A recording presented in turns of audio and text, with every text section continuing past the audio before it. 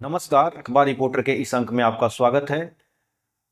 बिहार के इलेक्शन में अब कुछ महीने ही बचे हुए हैं और सियासत तेज हो चुकी है।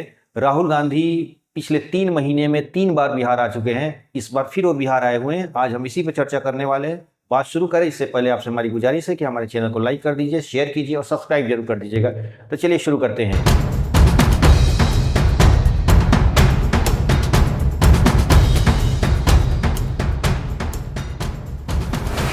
देखिए, राहुल गांधी अभी नौकरी दो, पलायन रोको जैसे कुछ आंदोलन शुरू किए हुए हैं जिसमें उनका सहयोग कर रहे हैं कन्हैया कुमार।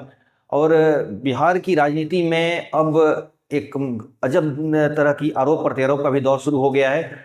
प्रशांत किशोर ने अभी राहुल गांधी पर एक आरोप लगाया है कि तेलंगाना के जो मुख्यमंत्री रेड्डी हैं उन्होंने कुछ बिहारियों के खिलाफ बयान दे दिया है और इस बयान के चलते जो प्रशांत किशोर हैं वो राहुल गांधी पर हमलावर हैं। जब कांग्रेसी आए तो आप उनसे एक सवाल जरूर पूछिएगा कि कांग्रेस का अभी एक जुमा 2 साल पहले बना हुआ मुख्यमंत्री है जिसका नाम है रेवंत रेड्डी।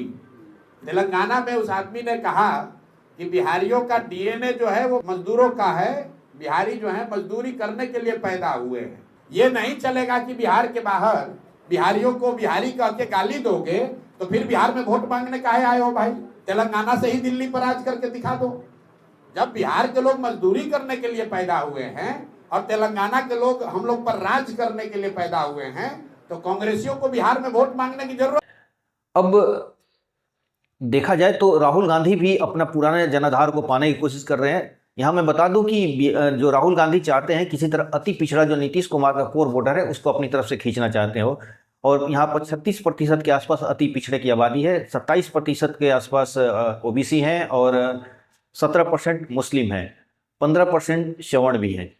लेकिन जो राहुल गांधी अपना एक जो रणनीति बनाए हुए हैं उस रणनीति के हिसाब से राहुल गांधी अति पिछड़ा और दलित को, मुसलमानों को टारगेट कर रहे हैं और वो बार बार संविधान को लेकर अपने हाथ में घूम रहे हैं और संविधान बचाओ की बात कर रहे हैं। वो उनका कहना है कि भाजपा संविधान को बदलना चाहती है और संविधान को खत्म करना चाहती है, ऐसा राहुल गांधी का कहना है। और राहुल गांधी बार बार जब भी अपने रैलियों में आते हैं हाथ में संविधान लेकर संविधान की प्रतियां लहराते हैं और ये लगभग इनके पिछले 1 साल से ये देखने में आ रहा है। राहुल गांधी, देखिए यहाँ पर समझने की बात है कि राहुल गांधी जो हैं वो बार बार एक बीजेपी को टारगेट कर रहे हैं और टारगेट में उनका जो लक्ष्य है ये है कि किसी तरह जातीय जनगणना कराया जाए और पिछड़ों का जो आरक्षण है उसकी जो 50% पे जो टैब लगा हुआ है उस लॉ को खोलकर वो 65 से 70% कराने की कोशिश में है। और बार बार वो ये कहना चाहते हैं कि अभी कल का उनका स्टेटमेंट था कि जो सवर्ण नहीं है वो सेकंड क्लास सिटीजन है, यानी जो भारत के ओबीसी, एसटी, एससी और पिछड़े वर्ग के लोग हैं ये आज भारत में सेकंड क्लास सिटीजन के रूप में हो गए हैं। इनके ना नौकरियों में भागीदारी बढ़ रही है, ना जुडिशरी में इनकी कोई भागीदारी है, ना पत्रकारिता में है, ना ब्यूरोक्रेट में है। इसलिए वो चाहते हैं कि किसी तरह इनकी जो भागीदारी हो, सत्ता के में सहयोग हो, इनका सत्ता में भागीदारी बढ़े, सत्ता को चलाने वाली जो मिशनरी है उसमें इनका भागीदारी बढ़े। इसके लिए अपना वो राहुल गांधी बार बार टारगेट कर रहे हैं और बार बार भाजपा को हमलावर हैं। लेकिन प्रशांत किशोर भी कम नहीं है, प्रशांत किशोर भी राहुल गांधी पर हमलावर है, एक विपक्ष भी हमलावर है। दूसरी चीज़ कि भाजपा अपनी नैरेटिव एजेंसियों को भी एक्टिव कर दी है। जितने भाजपा समर्थित पत्रकारगण हैं वो भी अपनी तरह से पूरी तरह कोशिश में है। वो दोनों लोग पे हमलावर है, खासतौर पर राहुल गांधी पर भी हमलावर है और कन्हैया कुमार को पर हमलावर है। और कन्हैया कुमार को बार बार टुकड़े गैंग और ऐसा कुछ बोले जा रहे हैं। देखिए, कन्हैया कुमार को के साथ समस्या क्या है यहाँ पर? कन्हैया कुमार को लालू प्रसाद जी, जो महागठबंधन के एक प्रमुख दल है राजद, और लालू प्रसाद जी कन्हैया कुमार को नहीं चाहते हैं कि वो बिहार में रहें। इसलिए उनको पिछले चुनाव में दिल्ली भेज दिया गया था और दिल्ली की राजनीति में ही उनको राहुल गांधी को कहा गया कि आप उनको दिल्ली की राजनीति में रखिए। लेकिन पिछले चुनाव में 70 सीटें मिली थी विधानसभा के चुनाव में, जिसमें 17 ही मात्र जीत पाई थी कांग्रेस। तो ऐसा लग रहा है कि राहुल गांधी, लालू प्रसाद यादव नहीं चाहते हैं कि कांग्रेस को ज़्यादा सीट देना और वो चाहते हैं किसी तरह कांग्रेस को कम से कम सीटों पर रोक देना। लेकिन कांग्रेस चाहती है कि ज़्यादा से ज़्यादा सीट लाने के लिए, इसीलिए बार बार कन्हैया कुमार को आगे की हुई है। कि कन्हैया कुमार अगर आप हमारे सीटें नहीं बढ़ाएंगे तो हम अलग चुनाव लड़ सकते हैं और कन्हैया कुमार को हम एज ए चीफ मिनिस्टर या एज ए लीडर के रूप में, बिहार के लीडर के मेन लीडर के रूप में हम प्रमोट करा देंगे। इस तरह की है। और जिस तरह दलित कार्ड खेल रहे हैं और अति पिछड़ों पर टारगेट किए हैं, ओबीसी पर टारगेट कर रहे हैं, मुसलमानों पर टारगेट कर रहे हैं, ये सब के सब राजद के अपना कोर वोटर हैं। और कहीं ना कहीं अगर चुनाव अगर अलग से कांग्रेस लड़ती है तो राजद को नुकसान नहीं पहुंचाएगी, क्योंकि उनके राजद के ही वोट को ये में सेंध कांग्रेस लगाएगी। लेकिन ऐसा कुछ होने वाला नहीं है। राहुल गांधी बार बार इशारा दे रहे हैं कि महागठबंधन जब मिल के चुनाव लड़ेगी तभी ये एनडीए को हरा सकती है, यानी भाजपा और नीतीश कुमार के गठबंधन को हरा सकती है। इसलिए वो बार बार हमलावर हैं भाजपा के ऊपर, और ये अपरोक्ष रूप से वो राजद पर दबाव डालना चाहते हैं कि आप हमारी सीटें में साझेदारी को बढ़ा के दीजिए। यानी हम जो पिछले 70 सीट पे चुनाव लड़े थे उससे हम कम नहीं चाहते हैं, हम चाहते हैं कि 70 सीटों पर हम चुनाव लड़ना। इसके लिए वो दबाव बनाने के लिए एक तरह से प्रेशर पॉलिटिक्स है, और प्रेशर पॉलिटिक्स के बहाने ही कन्हैया कुमार को यहाँ पर लाया गया है। कन्हैया कुमार का एक इमेज है अति पिछड़ों में, दलितों में और मुसलमानों में। कन्हैया कुमार को लोग पसंद करते हैं, उनकी भाषण दिन को सुनने के लिए भीड़ इकट्ठा कर लेते हैं कन्हैया कुमार। और दूसरी बात कि कन्हैया कुमार पढ़े लिखे भी हैं, तो इसलिए राहुल गांधी उनको आगे करना चाहते हैं कि हमेशा एक तरह से बिहार में एक लीडिंग पोस्ट पद पर रखना चाहते हैं और उनका चेहरा बना के पेश करना चाहते हैं। हालांकि कांग्रेस में भी कन्हैया कुमार को लेकर विवाद है। अखिलेश प्रसाद सिंह जो हैं, जो पूर्व अध्यक्ष हैं, वो बहुत नाराज हैं कन्हैया कुमार को आने की वजह से, क्योंकि कन्हैया कुमार एक युवा हैं और वो अब बुजुर्ग हो चुके हैं और नहीं चाहते हैं कि कन्हैया कुमार आ जाए। कन्हैया कुमार के आने से उनकी राजनीति कहीं ना कहीं साइड लाइन पे जा सकती है, इसलिए अखिलेश प्रसाद भी कन्हैया कुमार को नहीं चाहते। और कांग्रेस के अंदर गुटबंदी है, ये बात राहुल गांधी जानते हैं कि कांग्रेस के अंदर गुटबंदी है, और इस गुटबंदी को अच्छी तरह समझ रहे हैं, और इसलिए जानबूझकर वो कन्हैया कुमार को आगे कर रहे हैं, ताकि जो कांग्रेस के अंदर गुटबंदी है, और खासतौर पर राजद समर्थक जो लोग हैं कांग्रेस के अंदर, बहुत सारे लोग, जैसे अखिलेश प्रसाद सिंह को कहा जाता है कि वो राजद लालू प्रसाद के आदमी हैं, वो भले कांग्रेस में है लेकिन वो लालू प्रसाद के लिए काम करते हैं, एक तरह से वो लालू प्रसाद के लिए बैटिंग करते हैं।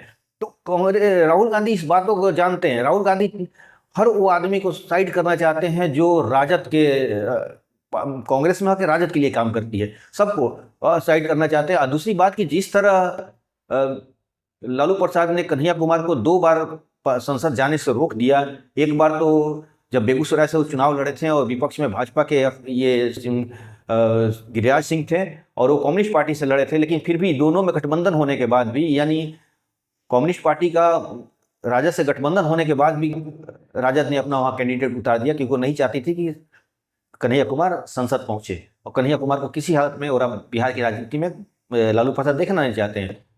इसीलिए अभी फिलहाल कन्हैया कुमार तो चुप हैं, लेकिन कन्हैया कुमार को भी अंदर ही अंदर ये बात तो जरूर लगता होगा कि लालू प्रसाद ही हमारे राजनीतिक पर कतरने की पूरी फिराक में है। तो इसलिए अगर कन्हैया कुमार को अगर मौका मिल जाएगा तो कन्हैया कुमार राजद पर पूरी तरह आक्रामक हो जाएंगे।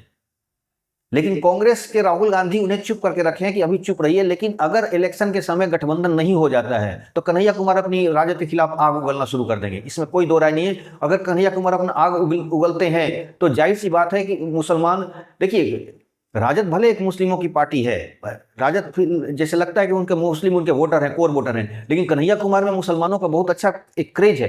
कन्हैया कुमार मुसलमानों के लिए हित की बात करते हैं। कन्हैया कुमार एक तरह से दलितों में, पिछड़ों में भी एक तरह से बहुत ज़्यादा पॉपुलर है। एक गरीब घर से है, ये बात वो कार्ड बार बार खेलते भी रहते हैं कि मैं गरीब घर से हूँ और इसलिए हमें मतलब राजनीति में अपना एक स्थान बनाना चाहते हैं और लोगों से कनेक्ट हो जाते हैं तुरंत।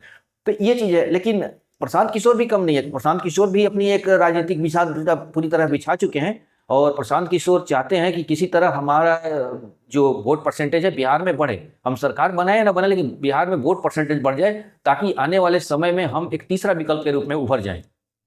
इसलिए प्रशांत किशोर भी कोशिश में है। कांग्रेस जो है वो पुराने जनाधार अपनी संगठन में बदलाव कर रही है, कोशिश में है कि पुराने जो जनाधार, क्योंकि बिहार में कांग्रेस एक बहुत बड़ी पार्टी थी और 1990 में जब लालू प्रसाद का जब उभार हुआ तो कांग्रेस धीरे धीरे कमजोर पड़ गई और कांग्रेस को कमजोर करने में लालू प्रसाद का भी बहुत बड़ा हाथ था।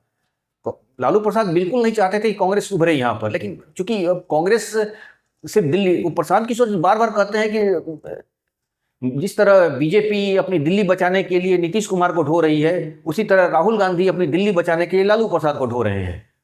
ये सच्चाई भी थी। और यही जगह नहीं है, बिहार में ही कांग्रेस कमजोर नहीं है। कांग्रेस जहां जहां कमजोर हुई है और क्षेत्रीय पार्टी मजबूत हुई है, तो कहीं ना कहीं वो लोग कांग्रेस के ही वोटर को अपनी तरफ खींचने में कामयाब हुए हैं। तो इसलिए कांग्रेस ये अच्छी तरह जानती है।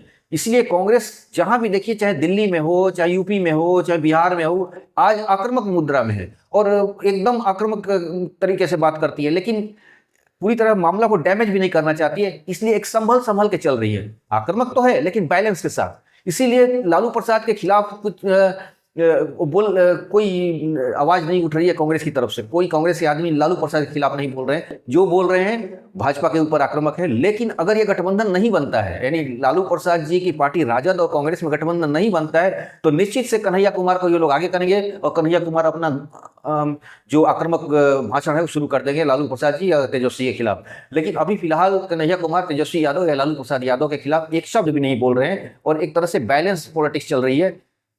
कुल मिलाकर ये लग रहा है कि ये प्रेशर पॉलिटिक्स है। और वही बात मैं जो पहले अभी बोल चुका हूं कि कांग्रेस चाहती है कि राजद उन्हें ज़्यादा से ज़्यादा सीटें दें और जो उनका जो पुराना जनाधार है उसमें भी उनको एक शेयर मिल पाए। यानी अगर ज़्यादा सीटें मिलेंगी तो जो उनका मुस्लिम कोर वोटर थे या दलित उनका कोर वोटर था, पिछड़ा था, सवर्ण भी उनके कोर वोटर थे। किसी जमाने में सवर्ण कांग्रेस के ही लोग हुआ करते थे, यानी वोटर हुआ करते थे, लेकिन आज कांग्रेस सवर्ण लोग बीजेपी की तरफ चले गए हैं। और लेकिन वो इस तरह कोशिश तो कर रहे हैं, राहुल गांधी पूरी तरह कोशिश कर रहे हैं कि हमारे अपने पुराने जो कोर वोटर थे, वो सवर्ण, दलित, पिछड़ा, मुस्लिम, इस सारा का सारा धीरे धीरे हमारे पास वापस आ जाए। इसके लिए लगातार प्रयास है। इसलिए 3 महीने में 3 बार बिहार आ चुके हैं। इसलिए बिहार में इस बार डू और डाई वाले खेल कांग्रेस खेल रही है और उसके लिए उसका रिजल्ट भी नजर आ रहा है। कांग्रेस के साथ पूरी एक अच्छी खासी रैलियों में भीड़ हो रही है और उनकी बात को सुनने के लिए लोग आ रहे हैं, युवा पीढ़ी को जोड़ रहे हैं। इसलिए इस बार बिहार के जो चुनाव होगा बिल्कुल कांटे होने वाला है, क्योंकि कई ध्रुवीय चुनाव होने वाला है। एक तरफ जनसुराज भी अपनी पूरी ताकत लगाए रखी है, बीजेपी और एनडीए के जो अपना सहयोगी हैं वो भी अपनी पूरी तरह से बिहार की पॉलिटिक्स में अपनी ताकत लगा रहे हैं, राजद भी अपनी ताकत लगा रही है, उसके गठबंधन के जुड़े हुए जो कम्युनिस्ट पार्टी के वो लोग भी अपनी ताकत लगा रहे हैं, कांग्रेस भी इंडिपेंडेंट अगर मौका मिले तो इंडिपेंडेंट इस तरह का माहौल बना रहे कि हम इंडिपेंडेंट भी चुनाव लड़े। यानी कांटे का मुकाबला होने वाला है। और इसमें एक चीज है कि इस बार जो महागठबंधन के लोग हैं वो आरक्षण और पिछड़ा और इस तरह का माहौल बनाने की कोशिश कर रहे हैं, लेकिन जनसुराज का अपनी रणनीति सही लग रही है। जनसुराज एक बिहारी कार्ड खेल रहे हैं, यानी आज आरक्षण उतना वो कारगर नहीं है। वो प्रशांत किशोर ठीक भी बोलते हैं कि काठ की हांडी बार बार नहीं चढ़ती है। यानी आरक्षण अब आजमा तो रहे हैं, सब लोग अपनी दाव आजमा रहे हैं, सब लोग अपनी कोशिश में लगे हुए कि आरक्षण कहीं और अति पिछड़ा और दलित वाला मुद्दा उखाड़ दिया जाए, लेकिन ये दाव अब घिसा पीटा यानी दागा हुआ कारतूस लग रहा है। अब अगर बिहार में फिर से पैर जमाना है किसी को, तो बिहारियत वाली अपनी रणनीति अपनानी होगी। यानी प्रशांत किशोर को इसी तरह नहीं कहा जाता है राजनीतिक रणनीतिकार, क्योंकि वो आदमी जानता है कि बिहार के लोग क्या चाह रहे हैं। आज बिहार में वाकई पलायन मुद्दा है, वाकई बेरोजगारी मुद्दा है, वाकई गरीबी मुद्दा है। अब जाति के कार्ड चलेगा नहीं। ये बात राहुल गांधी शायद नहीं समझ पा रहे हैं या तेजस्वी यादव नहीं समझ पा रहे, क्योंकि इनकी पुरानी पॉलिटिक्स इसी पर चली है। इसलिए वो लोग किसी तरह चाहते हैं कि अब हम इस मुद्दे को लेकर किसी तरह हमारे बैतरनी पार हो जाए, लेकिन ये होने वाला नहीं है, मुझे ऐसा लग रहा है। वैसे राजनीति है, कुछ भी मुद्दा कभी हवा बदल सकती है, सब लोग अपनी कोशिश में लगे हैं। तो आज से बस इतना ही। नए के साथ फिर आपसे मुलाकात होगी। आपसे हमारी फिर से गुजारिश है कि हमारे चैनल को सब्सक्राइब कीजिए, लाइक कीजिए, शेयर और कमेंट जरूर करिएगा। धन्यवाद।